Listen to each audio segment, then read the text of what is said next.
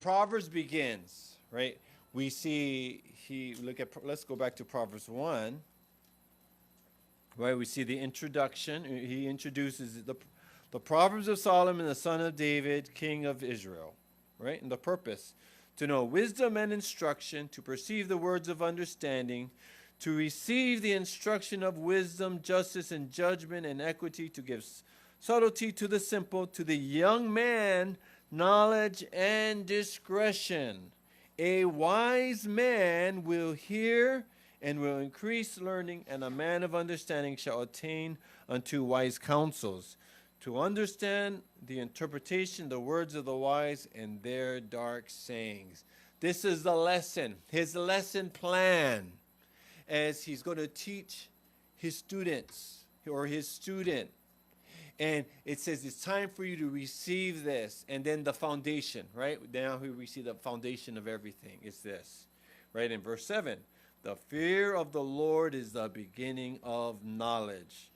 Before you can continue on in this class and really improve, you got to make sure you get the basics. If you don't have the basics down, everything else will be wrong.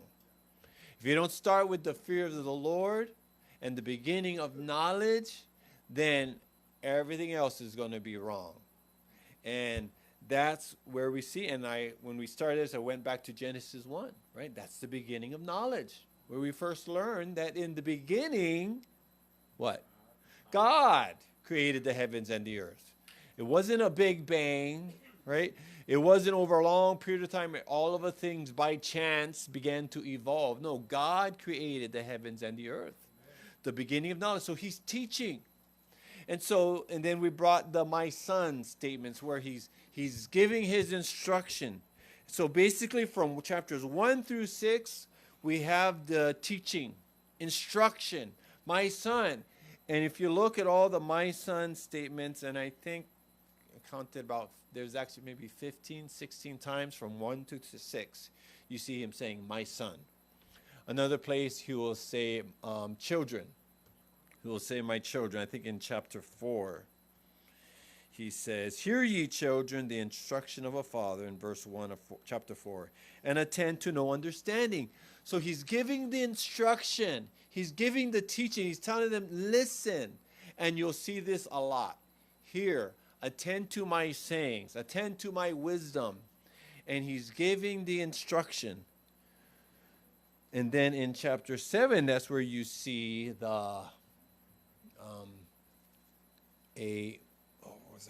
you see a cautionary tale of a young man void of understanding. He gives an example, an illustration. They say, I've heard this in Bible college, an illustration is basically like a window. It lets the light in, right? So he gives an illustration of what it would be like if you lived a life void of understanding.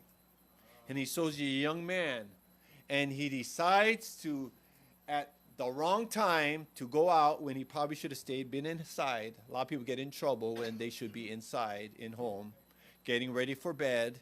Instead, they're out. They're in trouble because they're out at the wrong time of the day, right? So he tells them in the twilight. And then he goes in the wrong place. He walks away to this woman's house, a woman who wore the attire of an harlot, right? So, right? And so he went to the wrong time, the wrong place. Why? Because he's void of understanding. So he gives that cautionary tale. At the end, we see, it says, he goes after her straightway as an ox goeth to the slaughter, or as a fool to the correction of the stocks.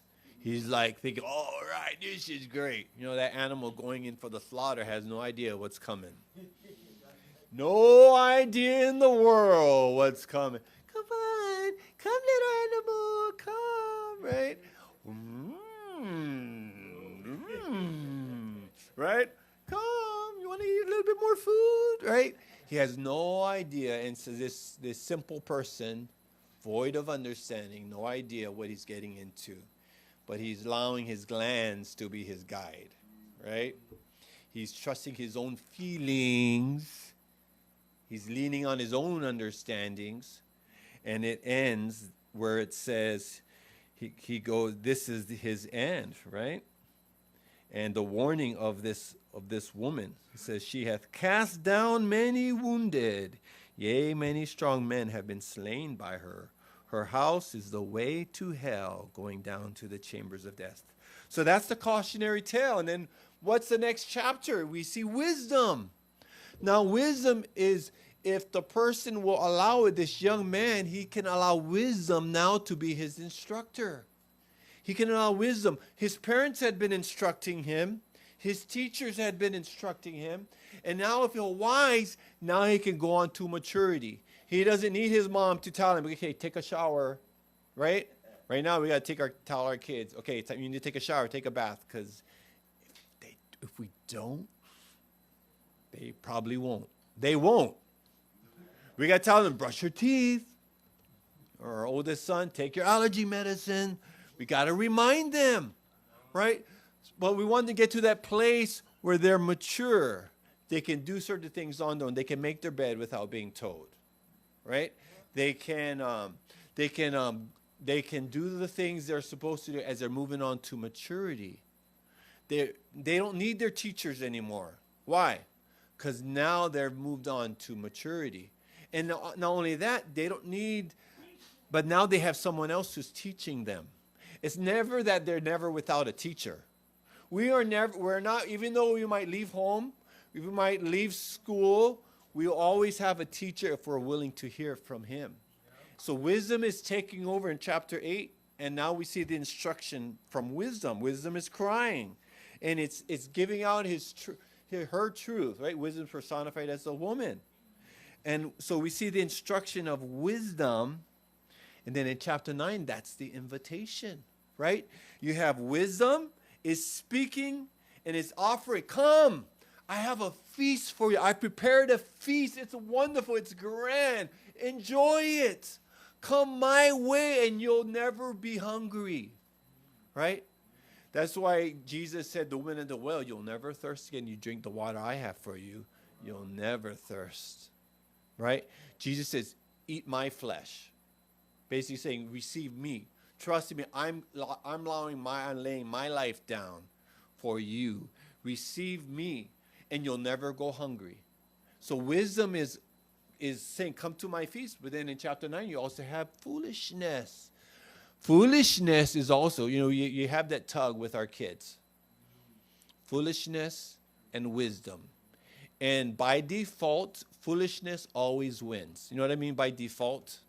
Because children, you can see in kids, their first thought is what? Play. First thought in their mind is play. Play. If they do find something that's fun, and nothing's wrong with playing, right? They had an outing and they went to the Fun Factory yesterday. Because Lily's group, her robotics, they have a robotics club they go to. And Lily's group, they wanted to have like a bonding time, with other girls. And so they went to the Fun Factory Mililani, and they just said, oh, this is so fun, right? That's their natural for children is fun and anything that appeals to their flesh. They like it. Anything that appeals to their flesh, whether it's candy, ice cream, desserts, those are the things that appeals to their flesh. That's not just the way of the child, but it's the way of man. Anything that appeals to our flesh, we will naturally gravitate toward that. See?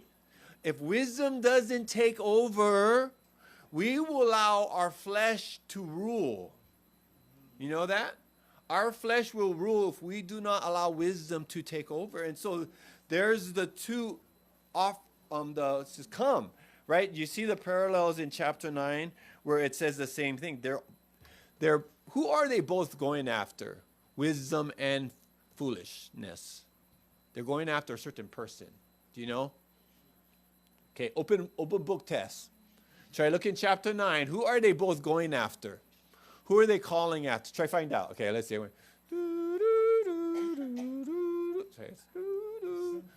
The simple. You win. Applause. The simple person. The one who's undecided.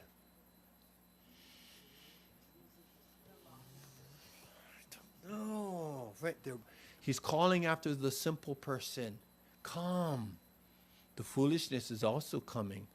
But she has a very bad, the wisdom says, man, I'm making a feast. Right? Says, I have a feast prepared. Not only a feast, but she has a great place to enjoy the feast. Right?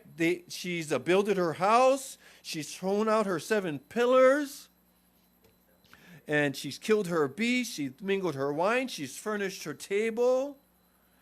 And there's other people around that's ready to be around them to enjoy this feast. Where you have the foolish, it says a foolish woman is clamorous. She is simple and knoweth nothing. And she's just there on the front of her house, in her yard. And she's calling them too, right? Whoso is simple, let him turn in hither. As for him that wanteth understanding, she said to him, stolen waters are sweet. Yeah. Ooh, it's fun. You'll have a lot of fun. I know you like fun, don't you? Yes. I'm sounding more like Igor, I think, but that's okay. Igor's sister. Yeah. Igora. Yes. Yeah. Yes. Stolen waters are sweet, right? And bread eaten in secret is pleasant. And I'm sure she sounds actually very nice, right? She sounds very, not scary. I won't try to do that. But he knoweth not that the dead are there, that her guests are in the depths of hell. It was a graveyard, and she decorated it, made it all look nice. So that's the pool. You have wisdom, come my way. And so in order for them to go the way of wisdom, they have to have the instruction. They need a person that can teach them and introduce the right way to them, so they can recognize that this is good and this is valuable. Our children need to see God as attractive. They need to see the truth as good, and they need the truth. And for them to recognize it as good, they need to receive the truth. If it's something foreign to them, why would they want it? If it's strange to them. So that's the pool. Now from chapter 10 and on, you kind of see, really, if you read the first these chapters, you don't really see him talking about the sluggard. You don't really see, if you read, it may mention at times a little bit about a fool, I think, but you don't really see much. But after this, in chapters 10 on, you're going to see a list. Through my reading I counted 26. These are what this student, the simple person, can become. And this is what we can be let me read this. Now we will see what you can become when you receive the instruction of wisdom, and what you will become when you follow the way of foolishness. You know, I think a wise person can be foolish. We can be wise, but if we're not careful, we can go the way of the fool. We can go the way of the sluggard, and we could do this thing. So I have a list, and I'm going to try to just go through these quickly. We'll look at some of the verses, but I won't have probably time to. I wouldn't be able to, because I have 26, and out of these we have some mentions a lot. I'll read this quickly. There's a wicked messenger, faithful ambassador, faithful witness, faithful man, talebearer, merciful man. These lists I find there's basically one thing it says about them. But then you have the false or ungodly witness. And I have lists of 1, 2, 3, 4, 5, 6, 7, 8, 9, 10, 11. Okay? Other things mentioned once. But we'll see what you can become based on the fact whether or not you receive instruction or don't receive it. We see the fear of the Lord is the beginning of knowledge. But who despises it? A fool despises wisdom and instruction. That's when you decide, I don't need it. And if we're not careful, we can go the way of the fool. When we push God's instruction aside, right? So we see the first thing. In fact, let me share this with you. Also, wisdom, when he gives the invitation for this feast. You know, he says, in order for you to enjoy this feast that I have for you, he says, or she says this, forsake the foolish and live and go in the way of understanding. You can't truly enjoy what he has for you if you're staying with the foolish. You have to forsake the foolish. Then you can truly go the way of wisdom. So the first thing we see, the wicked messenger. The wicked messenger falleth into mischief. When you're in mischief, then the message that's going to be will be, you won't have the right message. And you'll be described as a wicked messenger. Proverbs 13:17 says, a wicked messenger falleth into mischief, but a faithful ambassador is health. You can see that a lot. You can see it in the news. When it comes to Israel, right? You can see those, and that's why you see Christians, true Christians are standing with Israel because they recognize they're God's people, right? So you have that, but then you have people who are blinded, then you have a different kind of message. You are those trying to say that they're committing genocide because they're going to war against those that killed them, right? They're going to war against those that killed more than 1,000. Was it 2,000?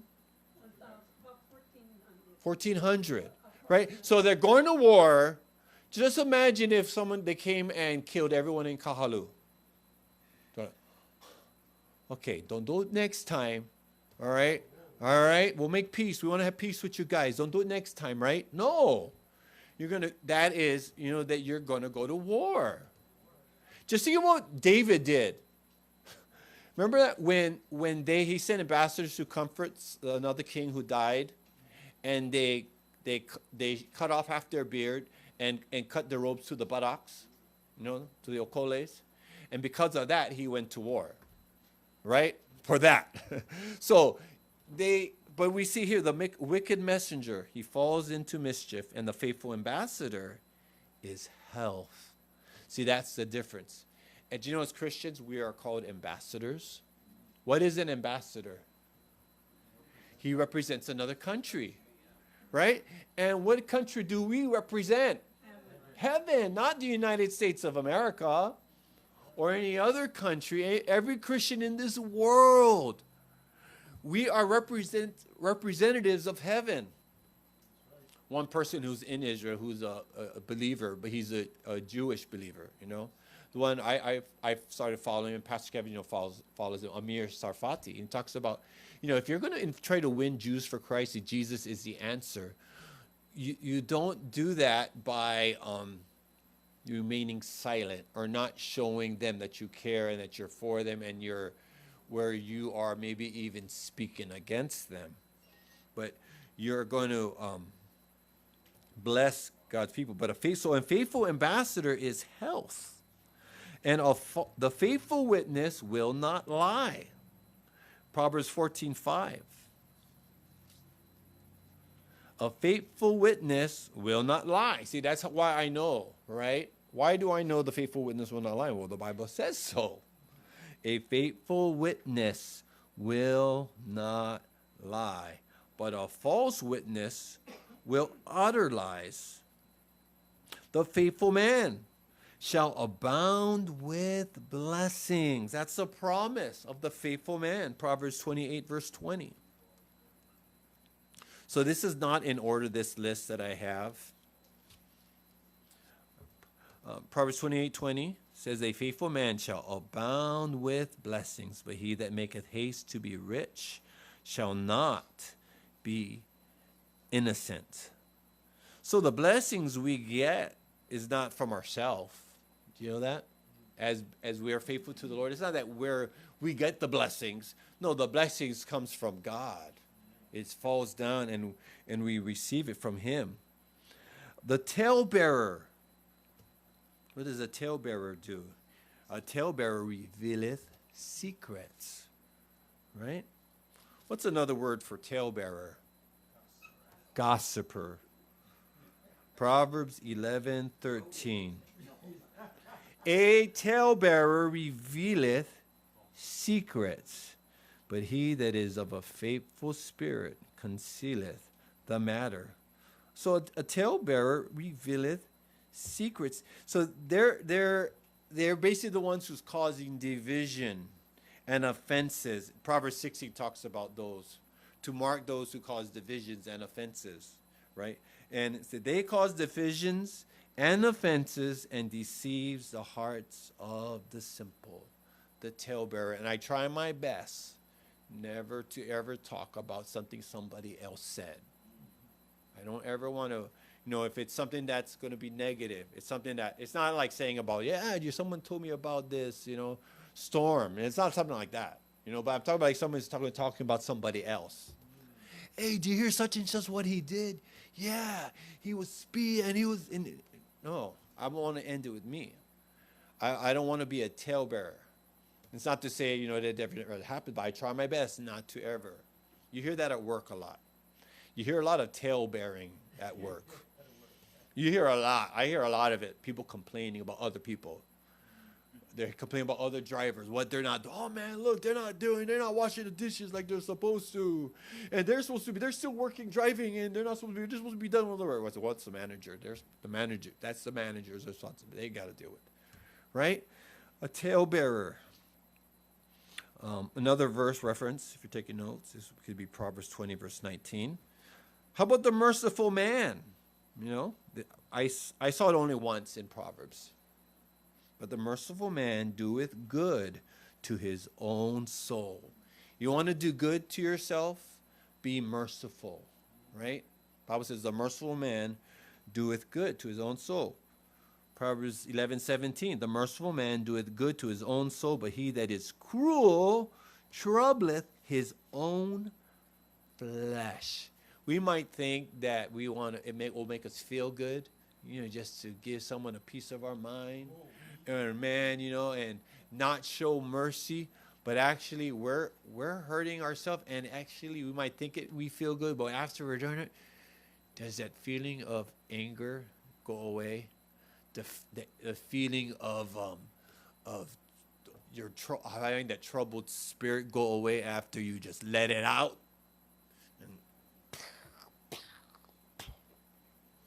Right, when we deal with a child that's being disobedient, when we correct them, and when we correct them properly, I think what that helps us. I notice for me, when I do it correctly, and it works better when I discipline them and I give them a spanking, and I correct them. Do you know what I notice? It's done. But when I yell at them for something they're doing, I say, "Come on, hurry!" You know what I notice?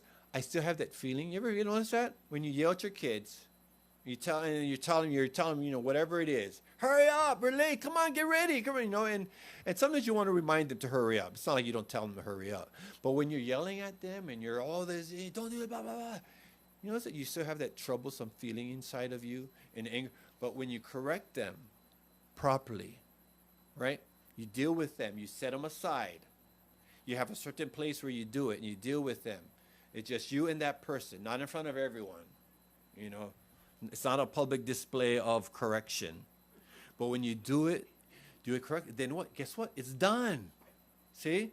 And so, but the merciful man, he doeth good to his own soul. And then you see the false and ungodly witness. There's, we see, this is the descriptions of them, what they do.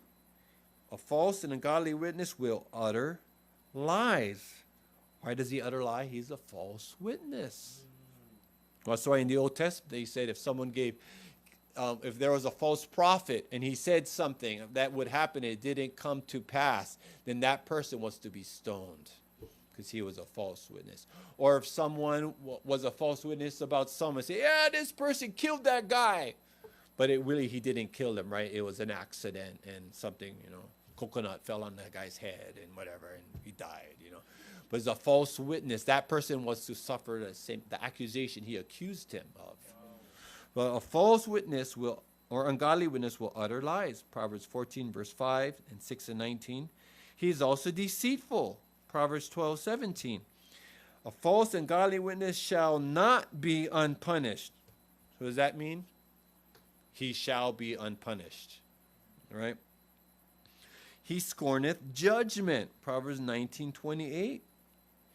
Shall perish. The false and ungodly witness shall perish. Proverbs 21:28. Now the prudent man, you could be prudent. The prudent man or the prudent woman. The prudent man covereth shame. Proverbs 12:16 says, a fool's wrath is presently known, but a prudent man covereth shame. What does that mean? You know, when I was reading, I thought about the story of Shem and Japheth. After the flood, Noah planted a vineyard. And I've heard some say that it could have been because of the environment changed. So the way the grapes and all of that, how it fermented a lot quicker than it used to. So he planted a vineyard and Noah was drunk. And in his drunkenness, he was unclothed and he was naked. And Ham came and, he was told his brothers about it. He seemed to make a show of it. He maybe thought it was funny. Maybe it was, mocking his dad. But Shem and Japheth, they said, that is not something to joke about. It's not something that's funny. He's our father, right? And they went backwards. They didn't want to look on their father's nakedness. And they covered his shame, right? And so I think that's what it's speaking of when it says the prudent man covereth shame. Sin should never be joked about.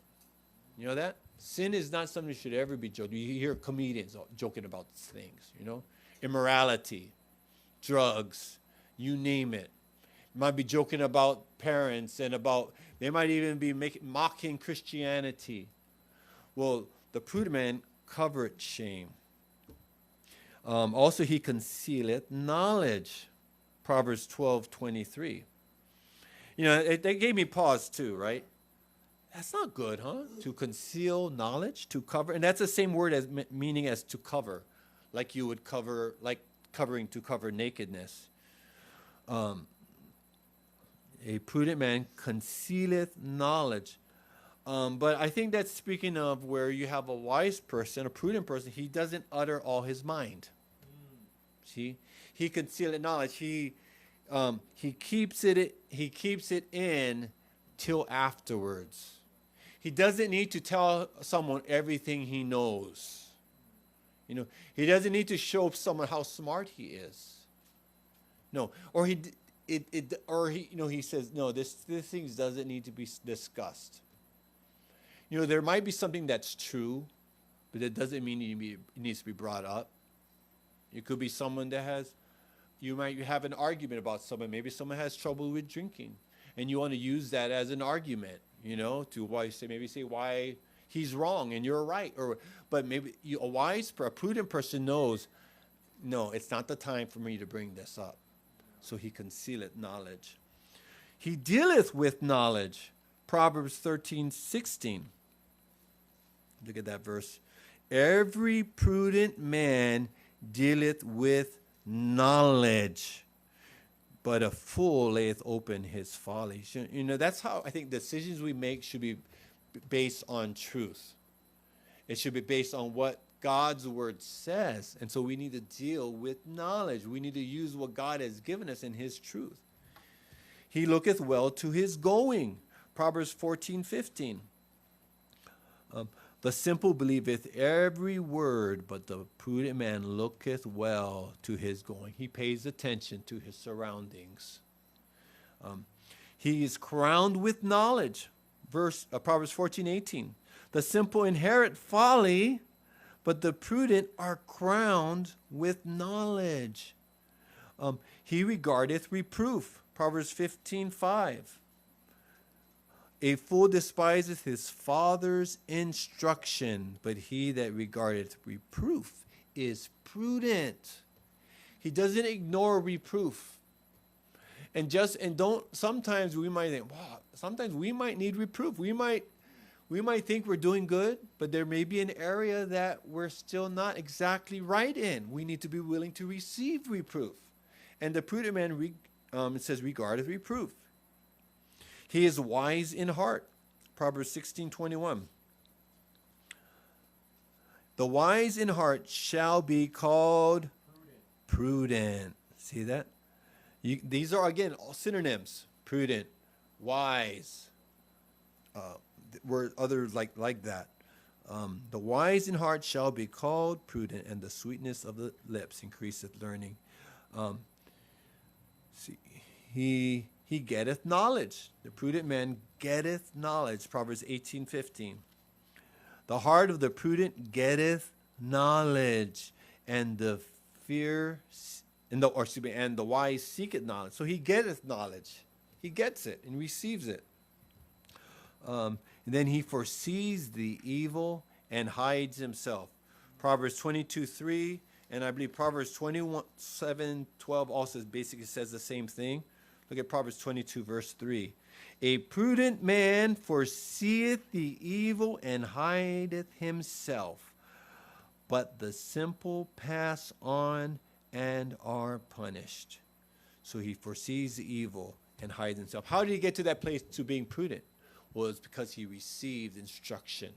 When he heard the words of truth, he received it, and he took it within himself in his heart, and he became prudent. Now we see the simple. In Proverbs 1:22, wisdom asks the simple, how long will you love simplicity? Will you continue to be ignorant? Will you keep becoming unstable as waters? Elijah, I think, asked on Mount Carmel, he told them, the people, how long halt you between two opinions? If the Lord be God, follow him. If Baal be God, follow him. And then you had the contest on Mount Carmel, and it was shown that the Lord is God, right? So, but the simple, we see they lack understanding. Proverbs 9, verse 4. Says, whoso is simple, let him turn in hither. As for him that wanteth understanding, she said to him. She's speaking to the simple because why? He lacks understanding. Wanteth means lack, to lack. He knows nothing. Again, Proverbs 9, verse 13.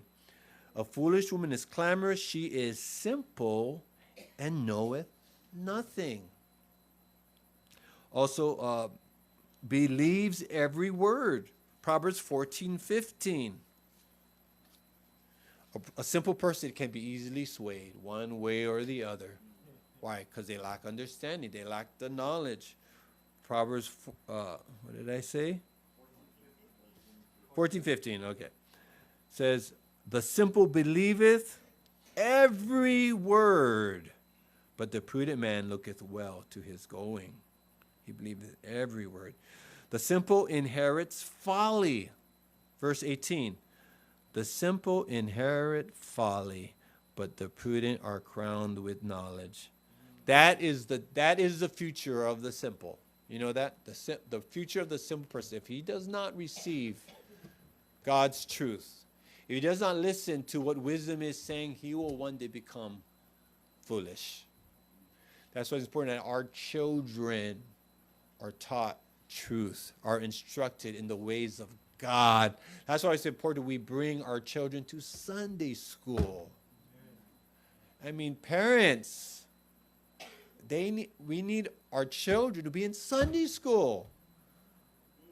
You know, so why? Because so they can learn truth as much as possible for them everywhere they can. They need to get truth. When they rise up and when they go to bed, when they're walking by the way, when they're in their vehicle, in the car, in the van, they need to have truth so that they don't become the foolish man or foolish woman. Because the simple will inherit folly. Right? The fool had said in his heart, there is no God. The fool. There is a way that seemeth right to a man, but the end thereof are the ways of death. The simple is warned and made wise when the scorner is punished. We see that in Proverbs 19:25.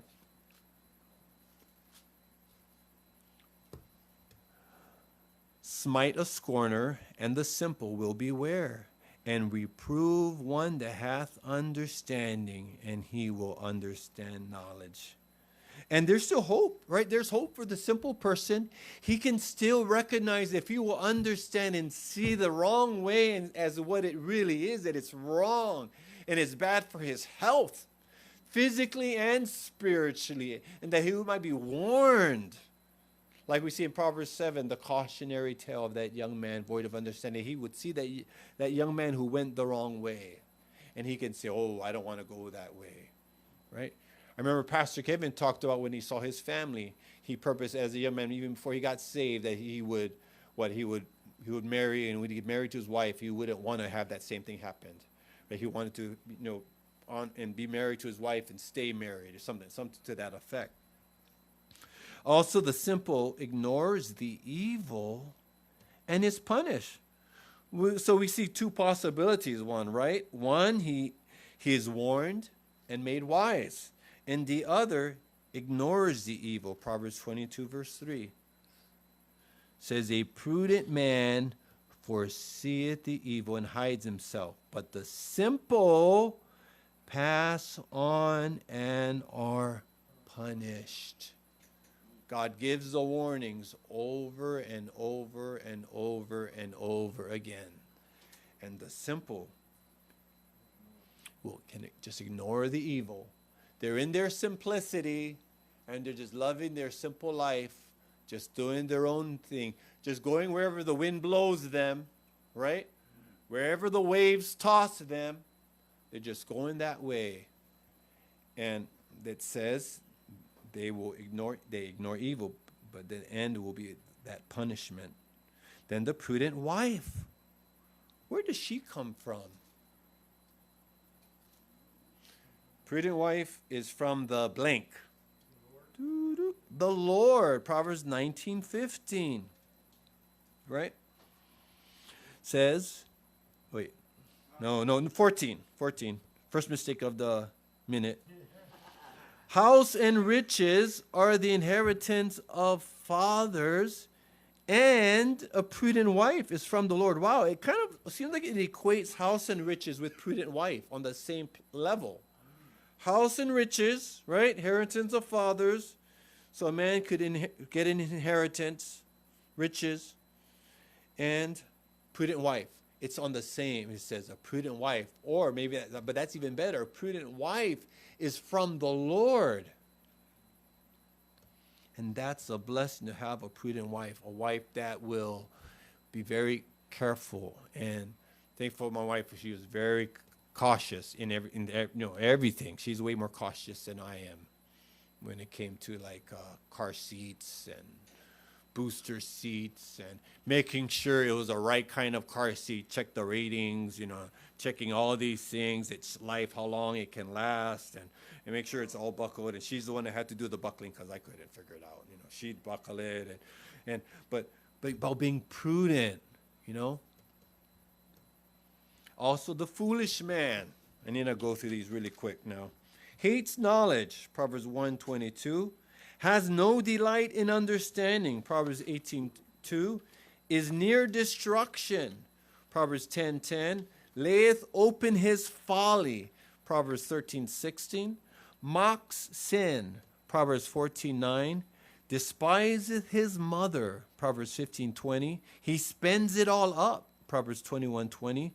Shall be servant to the wise, Proverbs 11:29. A foolish woman she's clamorous. That's to make a loud noise, to be in great commotion, tumult, to rage. Proverbs 9:13. She is simple. She knows nothing. She tears down her house. Proverbs 14:1. And a virtuous woman, she's a crown to her husband. Proverbs 12:4. Her own works praise her. We saw that in Proverbs 31. A contentious woman, she is a continual dropping in a very rainy day. Proverbs 27:15. A wise woman builds her house. She is in contrast to the contentious or to the foolish woman who tears down her house, but the wise woman builds her house. The gracious woman retaineth honor. The strong man retain riches. The foolish son is the heaviness of his mother, is a grief to his father, is the calamity of his father. The wise son hears his father's instruction. He makes a glad father, receives knowledge, has treasure and oil in his dwelling. He scales the city of the mighty. That wise son makes a lot of effort to do what's right and even to protect those who are important to him. The scorner, he delights in scorning. He hears not rebuke. He seeks wisdom and finds it not. He loves not one that reproveth him. He will not go to the wise. He is proud and haughty. He dealeth in proud wrath. Judgments are prepared for him. With him is contention, strife, and reproach. That's the scorner. The sluggard, he is like sour vinegar and irritating smoke. He desires and has nothing. He will not plow by reason of the cold. He is wiser in his own conceit. The diligent, his hand maketh rich. His hand shall bear rule. His substance is precious. His soul shall be made fat. His thoughts tend only to plenteousness. He shall stand before kings. The righteous man, their seed shall be delivered. His desire is only good. He shall flourish as a branch. Their fruit is a tree of life. He shall be recompensed. He hates lying. He eats to the satisfying of his soul, has favor. His way is made plain. His heart studies to answer. The Lord hears his prayer. He wisely considers the house of the wicked. He gives and spares not. He is bold as a lion. The good man obtains favor of the Lord, leaves an inheritance to his grandchildren, shall be satisfied from himself. The wicked or morally wrong worketh a deceitful work, shall not be unpunished, shall be recompensed. I'm going to make sure. He is loathsome, his soul has nothing, his house shall be overthrown.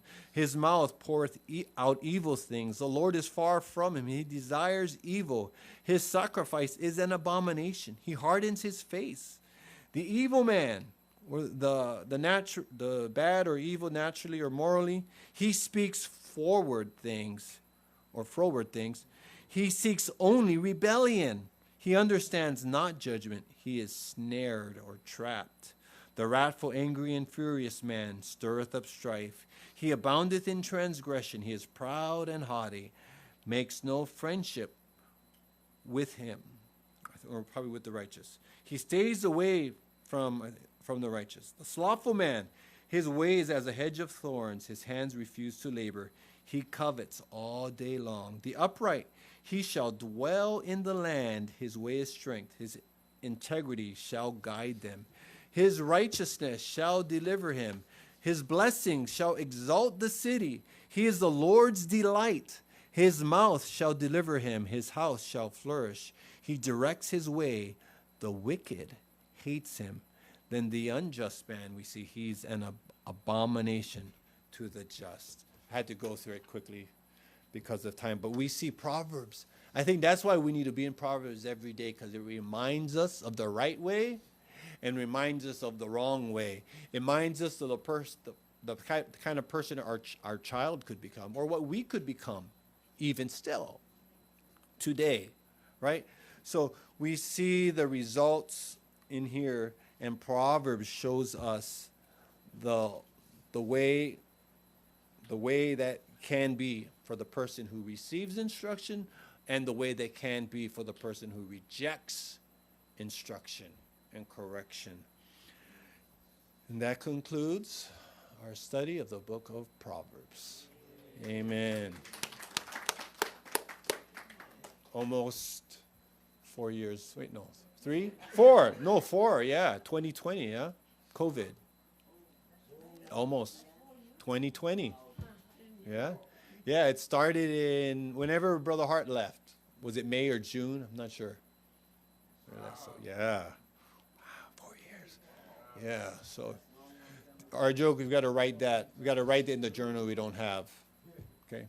Got to write on this date we completed our study of the Book of Proverbs. on January 28th. Yeah. Yeah. Yeah. Amen. So, Lord willing, we'll be in Psalms next Sunday. Yeah. I don't know if I'm going to, we'll see. First verse. But anyway, so yeah. Amen.